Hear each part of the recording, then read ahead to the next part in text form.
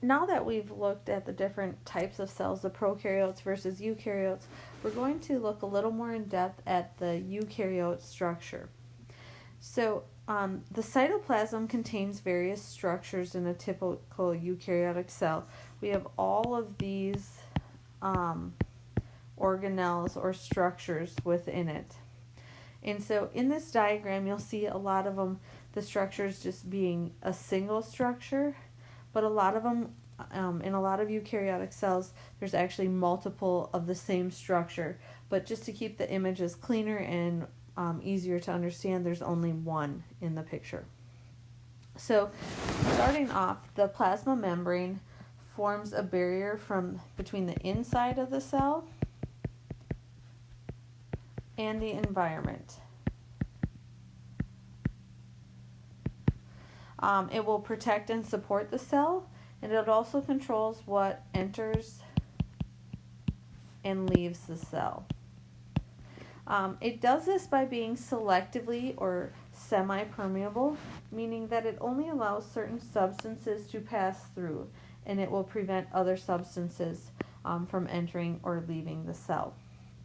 So the plasma membrane is made up of something called a phospholipid bilayer, and this is a double layer of phospholipids, and this makes up the plasma membrane.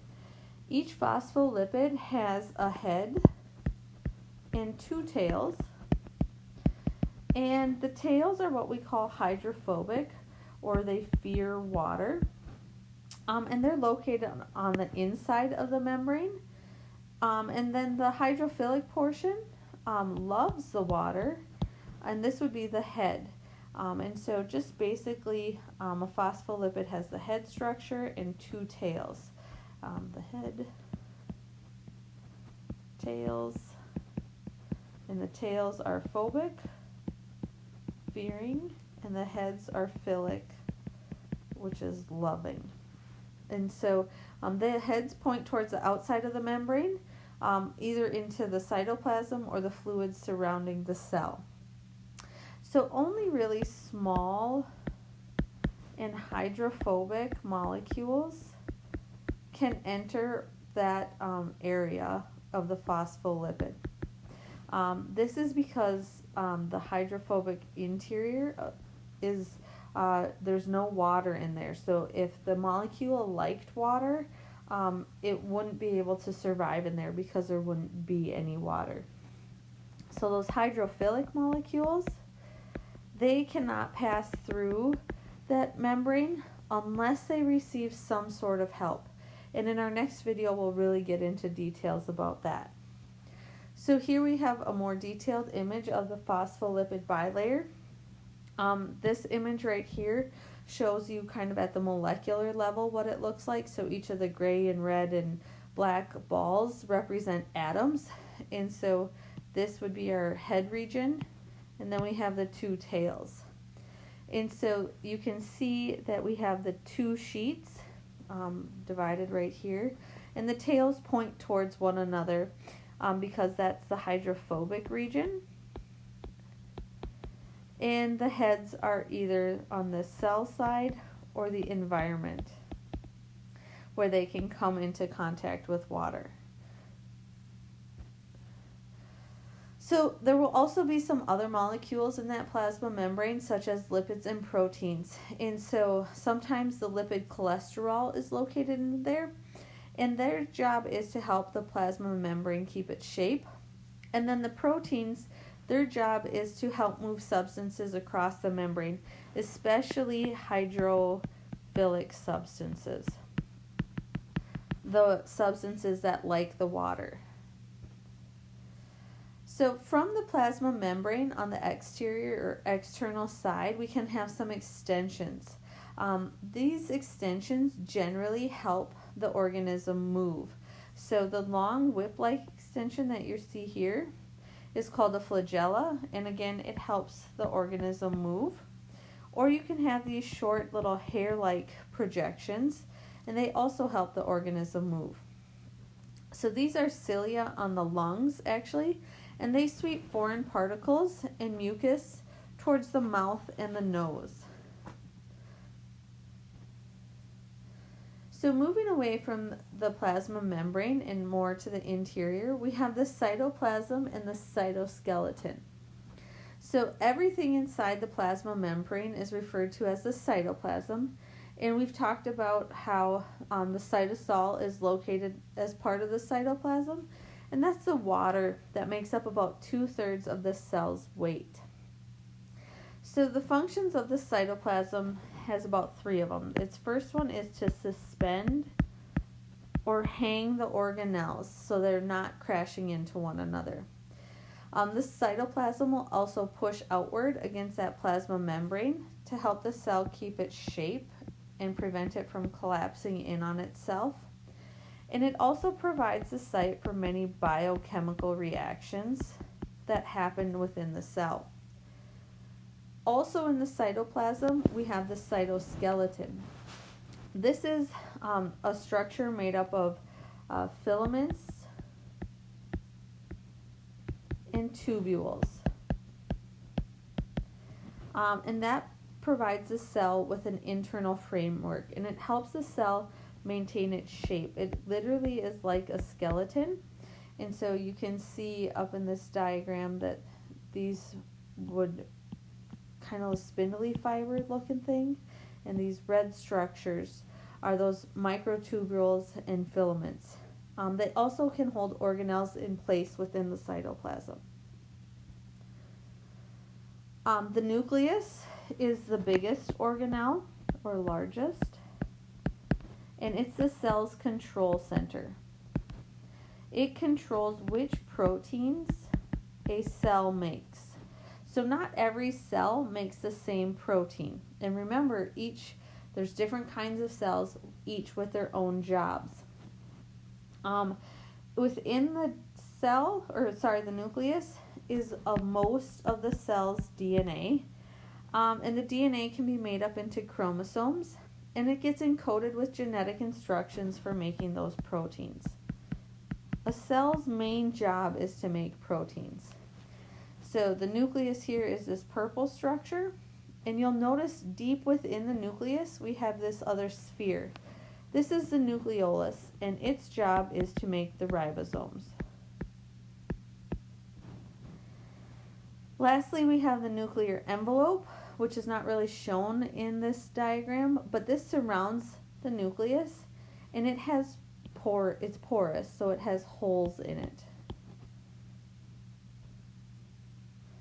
The mitochondria are the organelles in eukaryotic cells that make energy available to the cell in the form of ATP molecules. So ATP is a form of energy.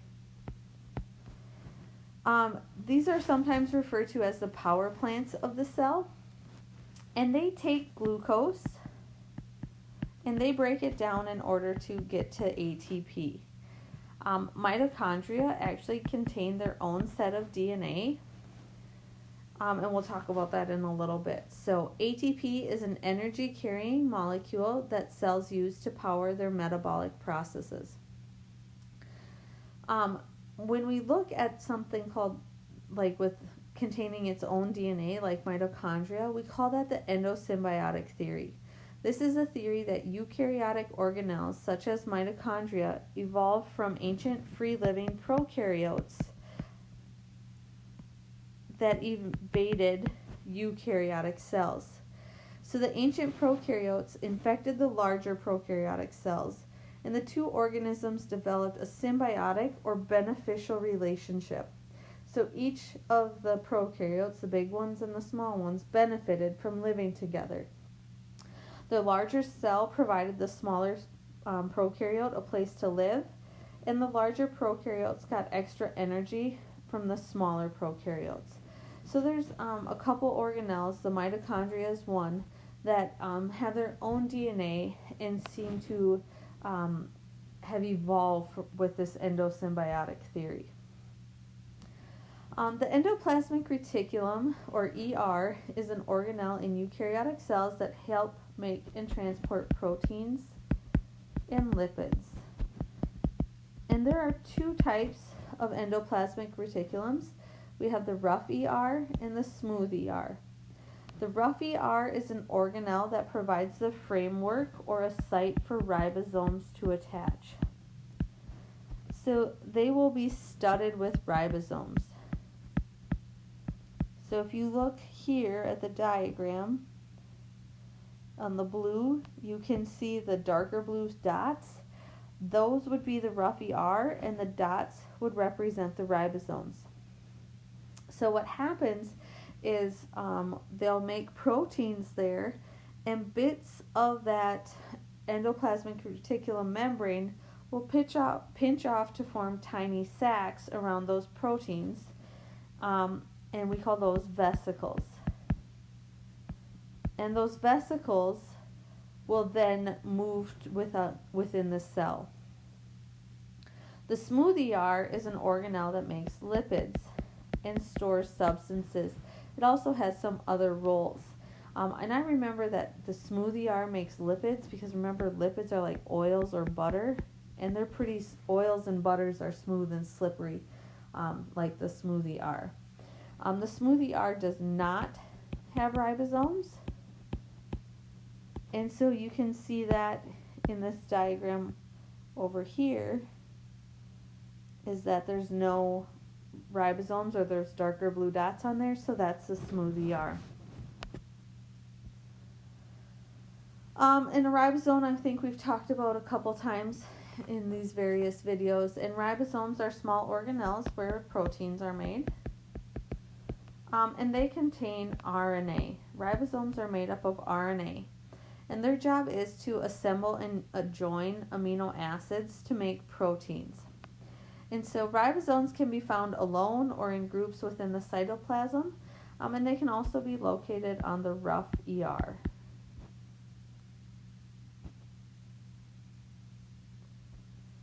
Next, we have the Golgi apparatus. The Golgi apparatus is an organelle in eukaryotic cells that processes proteins for use both inside and outside of the cell. This is a fairly large organelle, and there's only one of them in a cell. Sometimes the Golgi apparatus gets referred to as the post office. It's like a post office because it receives proteins from the rough ER, so it's like getting a package or a mail delivery, and then it packages and labels those proteins and sends those proteins to their destination within the cell or to the plasma membrane to get released out into the environment. And so these are also involved with the transport of lipids. And you will almost always find the Golgi apparatus somewhere near the endoplasmic reticulum. So in this particular diagram, we have the rough ER here in brown, the smooth ER, and then this green structure here is the Golgi apparatus. And the Golgi apparatus is almost always by the ER and the plasma membrane so that it can easily transport materials outside of the cell. Vesicles and vacuoles, they have the same function, and really their only difference is their size. Vesicles are small, while vacuoles are large. And their job is to store and transport materials inside the cell. Vesicles tend to pinch off from the membrane of the endoplasmic reticulum and the Golgi apparatus, and then they'll store and transport those lipids and proteins. They can also be used for little chambers for biochemical reactions to happen. Two special types of vesicles are lysosomes and peroxisomes. Lysosomes are vesicles that use enzymes to break down foreign or dead matter. They're the cleanup crew. And I kind of think of this as like Lysol. Lysol's job is to clean, and lysosomes clean up around the cell. Peroxisomes use oxygen to break down poisons found within the cell as well. And then lastly, vacuoles, basically the same thing as vesicles, but they're much larger. Centrioles are organelles that are involved in cell division. and they help organize the chromosomes before a cell divides. They make sure each daughter cell has the correct number of chromosomes after the cell divides, and they're only found in animal cells. They're also located near the nucleus, which makes sense because they deal with the chromosomes, and the chromosomes are in the nucleus. So all of those structures are found in animal cells and plant cells, except the last one, the centrioles. And there are some structures that are special to just plants. So the first is the cell wall. And the cell wall is a rigid layer that surrounds the plasma membrane that provides support and protection.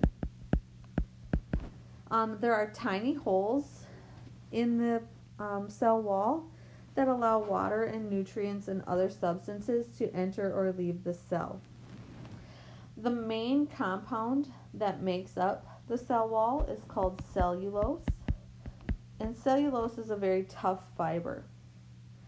Once we're in a plant cell, there will be a central vacuole, and again, since it's a vacuole, it's very large, and it stores substances such as water, and it helps the plant tissues stay rigid. This can make up to 90% of the cell's volume. Our next structures that are special to plant cells are called plastids, and these are organelles that carry out a variety of different functions. These also contain their own DNA, and they follow that endosymbiotic theory. The chloroplasts are plastids that contain the green pigment chlorophyll, and they capture sunlight and use it to make food. They're very much involved with the process of photosynthesis. Chromoplasts are plastids that make and store other pigments. And this is what gives flowers their different colors, is the different chromoplasts. And lastly, we have leucoplasts. Leucoplasts are plastids that store substances such as starch or make small molecules like amino acids.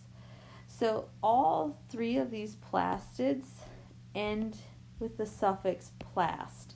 So that should help you remember that they're all plastids. So here's your plant cell. Notice that the outside is much more, boxy maybe is how you want to describe it. And that's because it has that rigid cell wall in it. The central vacuole is quite a large structure here in the middle, even bigger than the nucleus. Then we have our chloroplasts, these green structures right in here. Remember, they're green because they contain chlorophyll. So cells get organized into these groups. We can have a very basic one-cell, single-celled organism that can float freely and live independently. These little guys can perform all the life processes without any help of other cells. Then we could have a biofilm. A biofilm is a thin layer of bacteria that will stick to a surface. So cells within a biofilm are all alike. The different cells perform different functions, like taking in nutrients or making the glue that sticks to the surface. And so an example of a biofilm that you're all probably familiar with is the plaque or the sticky plaque on your teeth. A little bit bigger than a biofilm will be a colony. Again, these are organized structures composed of many cells, like the Volvox algae, which is right over there. And they live in colonies of a few hundred cells. All of those cells work and they live cooperatively. They live so cooperatively that they can coordinate the movement of their flagella, which allows them to swim through water as if they were a single, much larger organism, and so this can scare off predators. Lastly, we have multicellular organisms, and these are organisms that have a lot of different cells. Each of the different cells are very specialized for various functions, and all these cells work together and depend on each other to carry out life processes. So if we continue to look at how organisms are organized, multicellular organisms are thought to have evolved from many single-celled organisms of the same species and started to work together. The oldest multicellular organisms are actually algae, and they lived about 1.2 billion years ago. So we can organize multicellular organisms based on how their cells work together. So at the cellular level, we have like sponges found in the ocean, and sponges have different specialized cells, and each with different function. Each cell will work alone. So some cells will digest food, others let water pass through the sponge. So they're very simple. A little more complex than a cell level organization is a tissue level organization, and jellyfish display this tissue level organization. Groups of the same kinds of cells do the same job. So example, there's tissues that digest food and other tissues that can sense their environment. We get a little more complicated when we have organ level organization. This is where you have two or more types of tissues that work together to perform a particular function. So like a primitive brain that controls how organisms respond to the environment. And then lastly, we have organ system level organization, and humans display this. This is because they have groups of organs that work together to do a certain job, like your digestive system.